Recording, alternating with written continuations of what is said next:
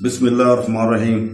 अस्सलाम वालेकुम दोस्तों, आज हम बात करेंगे कि कुर्बानी का गोश्त कैसे तकसीम किया जाए और कुर्बानी के हवाले से कुछ और अहम मौजू भी ज़ेर बहस आएंगे, जैसे कि क्या मियाँ बीवी एक ही कुर्बानी दे सकते हैं और क्या कुर्बानी के बदले पैसे दे सकते हैं। तो दोस्तों, कुर्बानी के छोटे जानवर यानी भेड़ बकरे का गोश्त 3 हिस्सों में तकसीम किया जाएगा।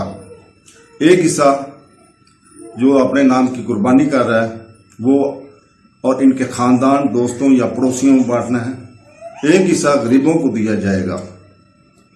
बड़े जानवर मसलन गाय या ऊंट को वजन के एतबार से 7 बराबर हिस्सों में तकसीम किया जाएगा और 7 में से हर शख्स अपने हिस्से का गोश्त फिर से 3 हिस्सों में छोटे जानवर की तरह तकसीम करेंगे।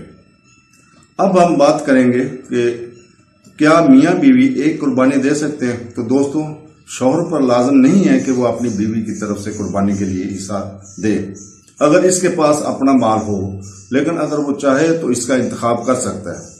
मियाँ बीवी दोनों मुश्तरका कुर्बानी कर सकते हैं, लेकिन सिर्फ इस सूरत में कि जहां जानवर इतना बड़ा हो कि दोनों अपना अपना हिस्सा अतिया कर सकें।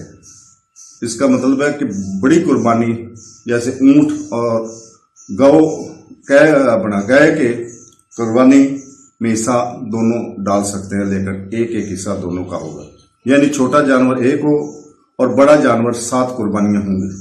अब हम बात करेंगे कि क्या कुर्बानी के बदले पैसे दे सकते हैं। आप कुर्बानी के बदले गरीबों को पैसे नहीं दे सकते। जो लोग ऐसा कर सकते हैं, इनके लिए मुतसब है कि सुन्नत पर अमल करें और अपनी कुर्बानी और कुर्बानी दोनों करें। मोहम्मद सल्लल्लाहु अलैहि वसल्लम हर साल 2 जानवरों की कुर्बानी किया करते थे, एक अपनी और अपने अहलुजाल के लिए और दूसरा अपनी उम्मत के लिए।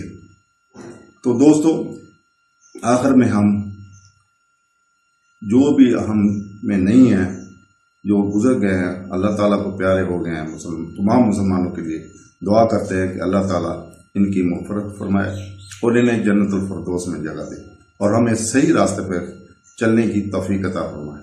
आमीन। अल्लाह हाफ़िज़।